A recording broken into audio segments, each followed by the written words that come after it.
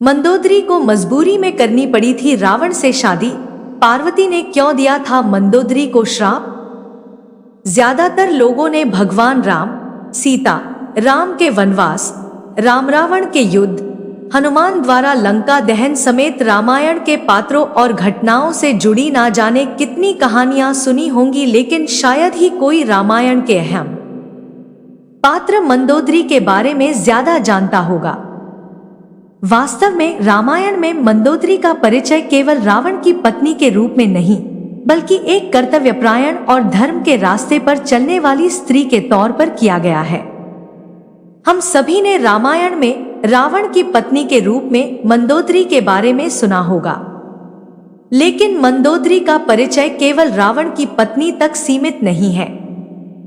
रामायण में मंदोदरी का वर्णन बेहद सुंदर, पवित्र और धार्मिक महिला के रूप में किया गया है, जिसने एक तरफ सीता के अपहरण के लिए रावण की बार बार आलोचना की, तो वहीं दूसरी तरफ एक कर्तव्यपरायण पत्नी की तरह लगातार अपने पति को धर्म के मार्ग की ओर अग्रसर करने का प्रयास करती रही।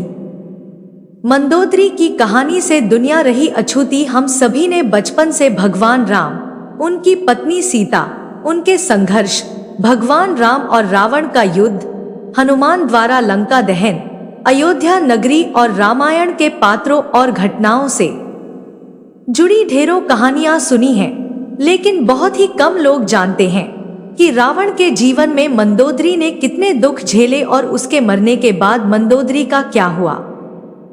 मंदोदरी का असली नाम था मधुरा। किंवदंतियों में बताई गई एक कथा के अनुसार मधुरा, एक दिव्य परी, ने एक बार कैलाश पर्वत की यात्रा की थी।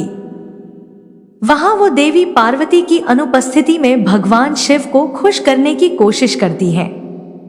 जब देवी पार्वती आती है और मधुरा को देखकर वो क्रोधित हो जाती है।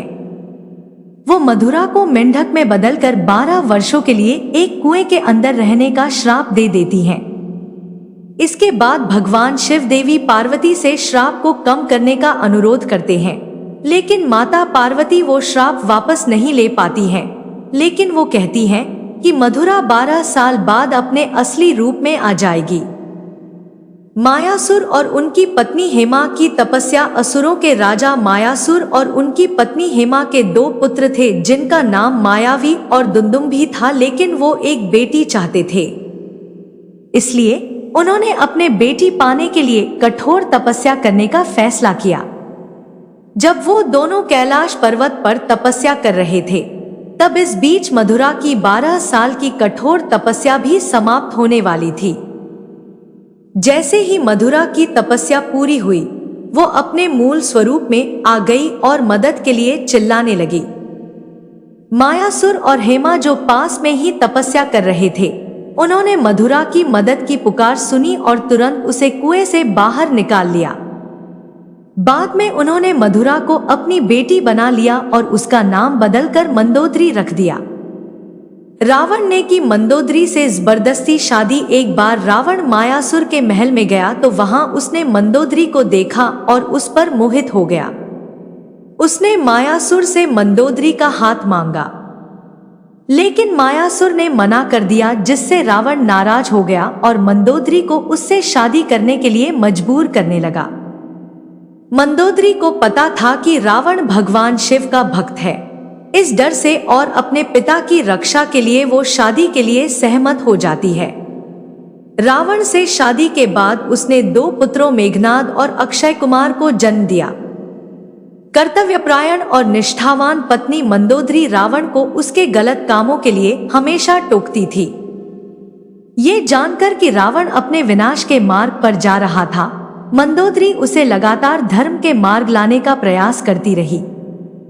रावण के वध के बाद मंदोदरी का क्या हुआ? भगवान राम ने रावण का वध करने के बाद विभीषण को लंका का राजा बना दिया था।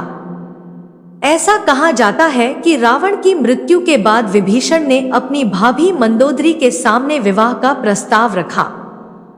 मंदोदरी के बारे में कहा जाता है कि वो एक सती स्त्री थी जो अपने पति के प्रति समर्पण का भाव रखती थी।